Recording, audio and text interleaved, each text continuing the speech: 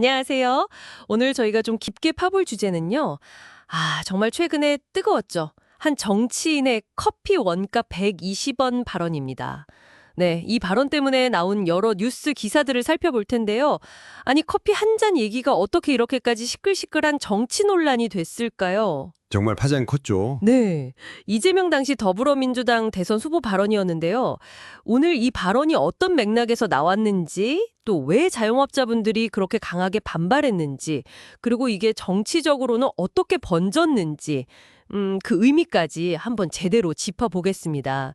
여러분이 보내주신 자료들로요. 네, 한번 살펴보시죠. 그럼 시작해볼까요?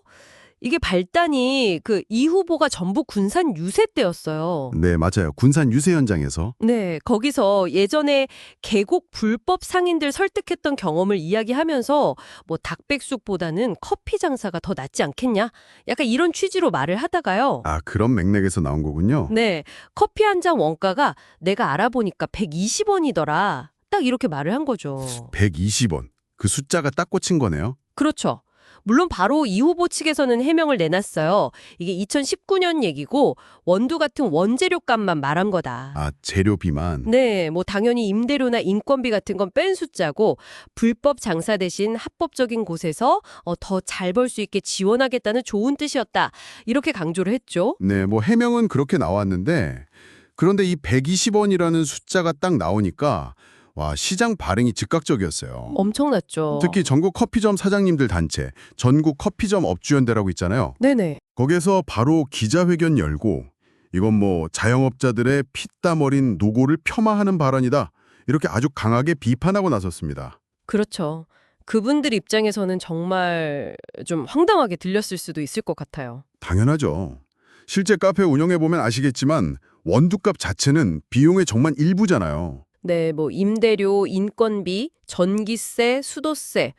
나가는 돈이 한두 가지가 아닌데. 그렇죠.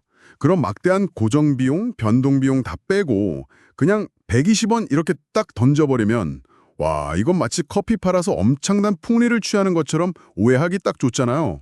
그렇게 비춰질 수 있겠네요. 네, 생계가 걸린 문제니까 더 예민하게 반응할 수밖에 없었던 거죠. 자영업자분들 얼마나 힘드신데요, 요즘. 와, 듣고 보니 정말 그럴 수 있겠네요.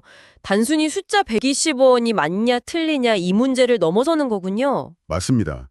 숫자 자체의 팩트체크, 뭐 그것도 있겠지만 그보다는 훨씬 더 감정적인 부분이 컸던 것 같아요. 감정적인 부분이요? 네.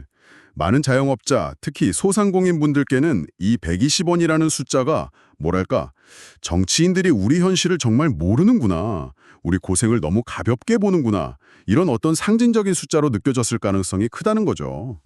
일종의 민생 감수성 부재 이런 걸로 받아들여졌을 수 있겠네요. 정확합니다. 공감 능력 부족으로 비춰진 거죠. 그렇군요. 상황이 이러니 정치권에서 이걸 놓칠 리가 없죠. 국민의힘이 바로 공세에 나섰잖아요. 네, 뭐 기다렸다는 듯이 바로 나섰죠. 네, 자영업자 현실을 외면했다. 커피 판매업자들이 부당 폭리를 취하는 것처럼 인식을 조장한다. 이러면서 비판 수위를 확 높였어요. 그렇죠. 심지어 허위사실 유포랑 몽인훼손 혐의로 형사 고발까지 했더라고요. 고발까지. 네, 그리고 뭐 김용태 당시 비대위원장 같은 경우는 일부러 회의장에 커피 들고 나타나고 이런 상징적인 행동들도 하고 그런 퍼포먼스도 있었군요. 네, 뭐 경제관 자체가 위험하다, 서민 감각이 없다 이런 비판도 막 쏟아졌고요. 민주당도 가만히 있진 않았겠죠? 당연히 반박했죠. 네, 민주당도 당연히 맞받아 쳤습니다. 발언의 원래 취지가 왜곡됐다 이거죠. 네, 원재료값 예를 든 것뿐인데 자영업자 폄하 의도는 진짜 전혀 없었다. 이런 입장이었죠. 네, 그러면서 오히려 김용태 위원장이 이 후보가 하지도 않은 말, 그러니까 너무 비싸게 판다는 식의 말을 덧붙였다 이러면서 허위사실 공표 혐의로 맞고발을 했어요. 와, 이게 완전 맞고발전으로. 그렇죠. 그러니까 국민의힘은 또 아니 120원짜리를 비싸게 판다는 뜻이 아니면 뭐냐 그게 이러면서 무고 혐의로 또 추가 고발하고 이야, 완전 진흙창 싸움으로 번졌네요. 법적 다툼까지. 네, 정말 그렇게 됐죠.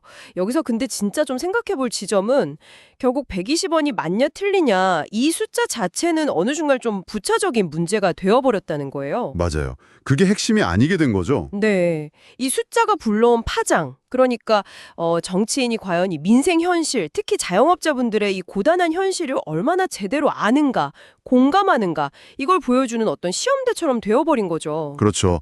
민생 감수성 테스트. 딱 그 표현이 맞네요.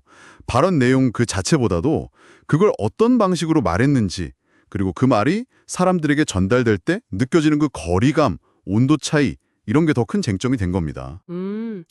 결국 정치인의 말 한마디가 실제 사람들의 삶에 얼마나 큰 영향을 미치는지 그 무게를 다시 한번 생각하게 만드는 사례 같아요. 네, 정말 그렇죠. 자, 그럼 오늘 이야기를 좀 정리해 보겠습니다. 커피 원가 120원 발언.